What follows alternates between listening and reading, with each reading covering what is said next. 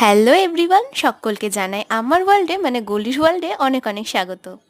আজকে সকাল সকাল মাকে নিয়ে বেরিয়ে পড়েছিলাম একটু কাজে বলতে আজকে কৃষ্ণনগর ঘাটের ধারে গেছিলাম একটা ছোট্ট ভিডিও শ্যুট করতে।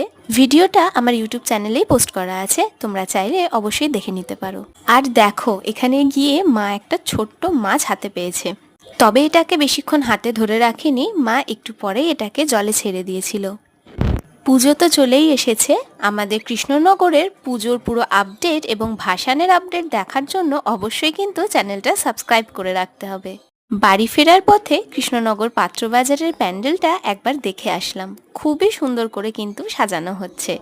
এরপর হাঁটতে হাঁটতে চলে গেলাম কৃষ্ণনগর কলেজ স্ট্রিট বারোয়ারির সামনে, যেখানে আমাদের দুর্গা মায়ের আসার সাথে সাথে জগদ্ধাত্রী মায়ের আসারও প্রস্তুতি চলছে। তো এই ছিল আজকের ভিডিও, ভালো লাগলে অবশ্যই একটা লাইক করে দিও, চ্যানেলটা সাবস্ক্রাইব করতে ভুলো না।